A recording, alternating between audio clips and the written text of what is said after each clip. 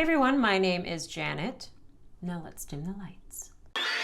Oh, the horror!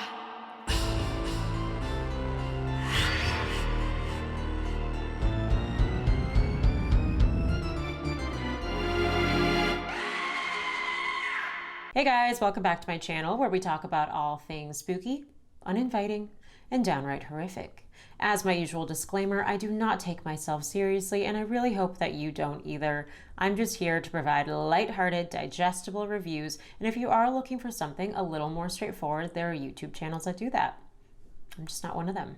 So exciting, but I finally have the Instagram up for Oh the Horror. It's something that I was really excited about when I first started this channel, to be able to interact with you guys in a different way and kind of share little tidbits on a more regular basis than a weekly episode.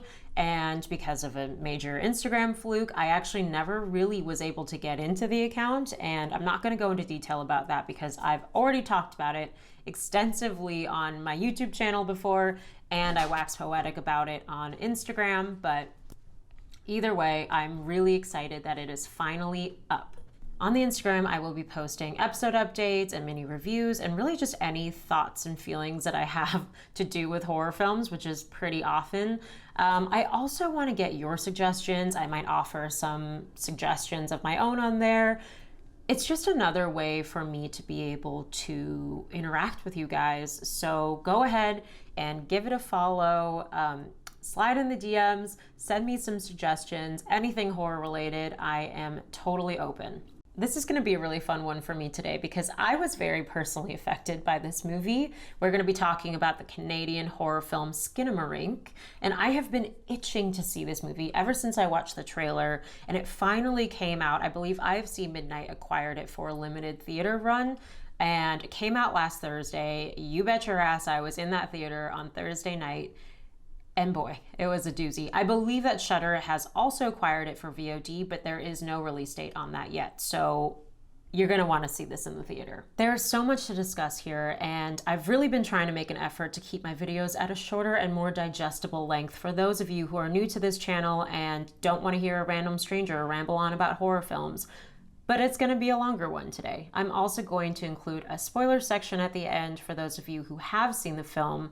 There are a few theories that I just wanted to discuss with you that help shape the film for me, so I wanted to pass those things on to you guys, but I will give fair warning before we get to that section. I broke my no research rule for this film because I was just so intrigued by all the buzz surrounding it, but also I just kind of wanted to get a gauge of whether it would be worth spending a full price ticket amount on this film, because I usually have a membership to my one favorite movie theater and it wasn't offered there. What I read going into Skinamarink was that it had very mixed audience reviews. It was very atypical from the classic horror film structure, and also it was slow, so you had to be very patient with it. When I first watched the trailer, it instantly reminded me of my favorite short horror film. It's this random YouTube video called My House Walkthrough, uploaded by a totally random user, Nana 825763, and if you haven't seen it, it may be some of the best 12 minutes you will ever spend. I actually should probably do an entire episode on that video because it is truly every horror lover's wet dream. But that is a conversation for another day. But back to Skinamarink. The film centers around two children who wake up in the middle of the night to find that their father is missing and that some of the fixtures of the house have disappeared. A couple of interesting little tidbits about the film. One is that it was actually filmed entirely in Ball's own childhood home, which I'm sure added a whole new level of creepiness for him. And also it premiered at Fantasia Film Fest in July 2022. And during its festival run, it was offered at some in-home screenings. And due to some malfunction on the part of one of the organizers, the film was able to be recorded and bootlegged. That is actually the reasoning for the virality of the film. It was so talked about and there was so much buzz on social media about it that its reputation actually preceded itself. The feature-length film is actually based off of a previous short horror project done by Ball in 2020 titled Heck. And the story is summarized simply as a little kid wakes up in the middle of the night to the sound of his mom's television blaring.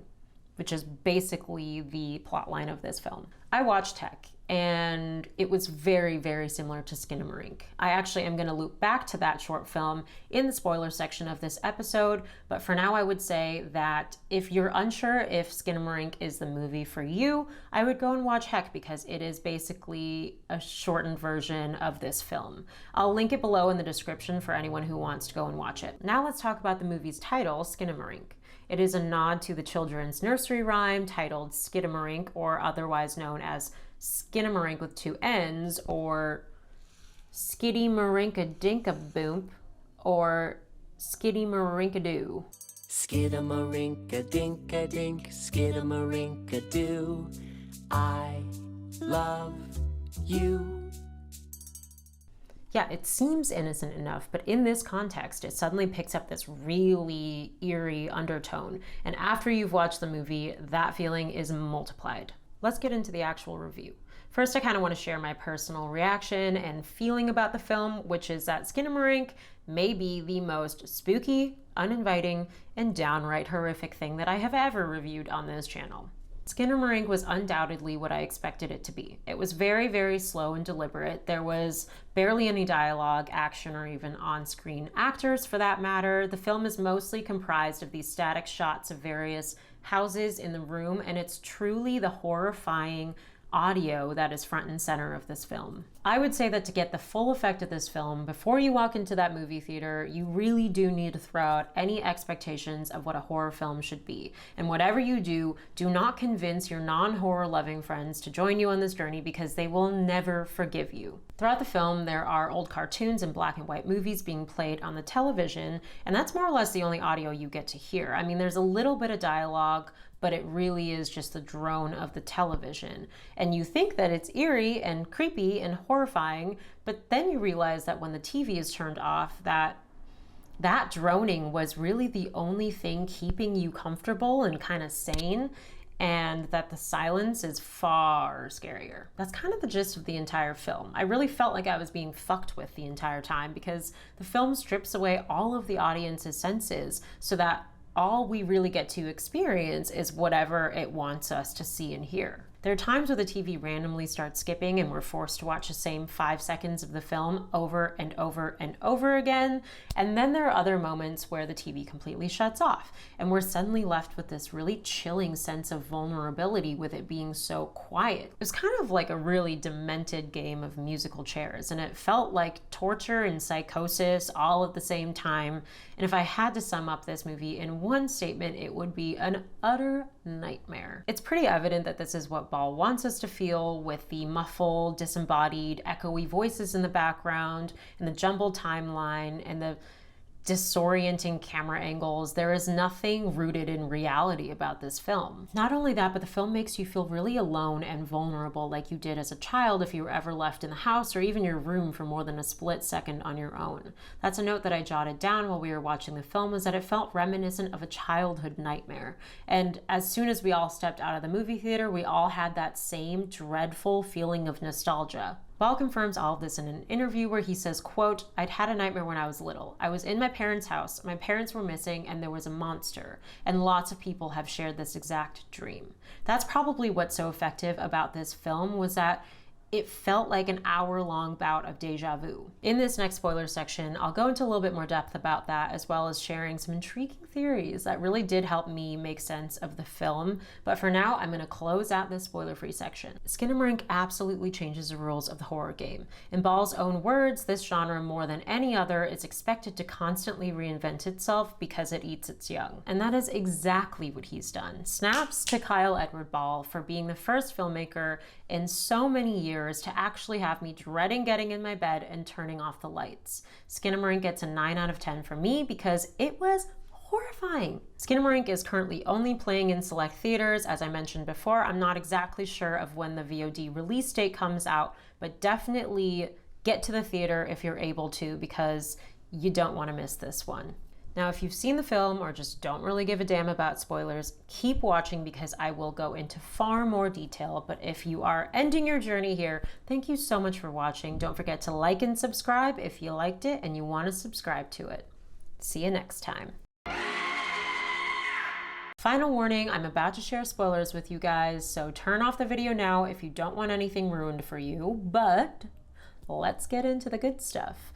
After I left the movie theater, I was left with way more questions than I had answers, and I immediately went searching for them. As I mentioned earlier, yes, Skinamarink is the embodiment of a childhood nightmare. Ball more or less confirms this, and there are certain moments that very much characterize this. The aspect of the film that really drew me back to childhood was the distortion of all the things that bring you joy during the day, suddenly kind of becoming ominous and threatening at night. I think the clearest example of this would be a moment in the film where these eyes start to materialize in the dark, and I'm literally getting goosebumps right now thinking about it because it was terrifying.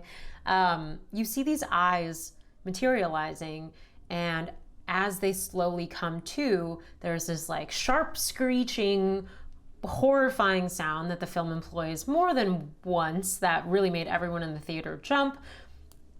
But it's revealed to only be a toy train. And that's another thing. There is one final moment towards the end of the film where the screen is completely black, and then you see these eyes and a face. Oh my God, I'm getting chills right now. These eyes and a face coming to in the darkness. Oh my, these goosebumps. This face appears, and it very much reminds me of being a kid in my bed, and the room is completely dark, and I'm looking into the corners of the room and into the darkness to kind of force myself to force myself to see the scary thing that I'm convinced is standing there watching me, and then you scare the shit out of yourself and you hide under your covers. Now that's all pretty surface level, but then I read a horror review on this website called Signal Horizon, and suddenly all the puzzle pieces seem to fit together. Let's first examine the original short horror film, Heck.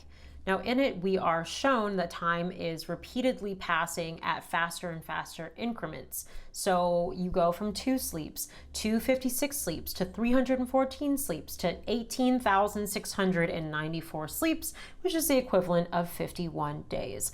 Now everything else on the screen is exactly the same. Like you would believe that it all took place in one night had we not had any indicators otherwise. A similar timestamp progression is shown in Skinamarink, and Signal Horizon says that perhaps the reason for this rapid passing of time, even though it still feels like it's all taking place in the same night, may have something to do with the fact that Kevin, the main character of the film, may actually be in a comatose state, or even worse, dead. This theory then explains other aspects of the film, such as the narrative jumping around. I mean, we pretty much see Kevin being killed or critically injured several times over throughout the film, and we also see his 911 call at different points of time. So it shows that time is in no way linear, and we're not really meant to understand what is chronologically happening. There's also the fact that the windows and doors have all vanished from the house, as well as the toilet, so that Kevin is forced to pee in a bucket. This could have something to do with the fact that he no longer has autonomy over his own body. He's not able to escape the house because the house is in a way his mind, and he's not able to pee or use the toilet because he no longer either has control of that function or needs that function. If he's comatose, maybe he has a catheter. If he's dead, well, you know. How about the fact that we're never able to see anyone's faces? We only see his dad's feet, we see the back of his mom's head, and we do see Kaylee at one point, but her eyes and her mouth are missing. And this could all symbolize the fact that he's not able to actually communicate with any of his loved ones because he's not really with them. To piggyback onto that, that may explain why the voices heard in the film are so echoey and distant and disembodied, because there is a physical barrier between him being able to understand those people and hear them clearly, as well as them being able to get a response from him. Then there's a connection that this theory makes that gives me the most goosebumps of all, and that is the fact that so many of the camera angles look as though the ceiling is the floor, like he's walking on the ceiling. And that may be explained by the fact that if he is laying in a hospital bed, or I don't know, 6 feet under, his view would be looking up. I could go on and on about that for ages, but I am going to share just one last thing with you guys.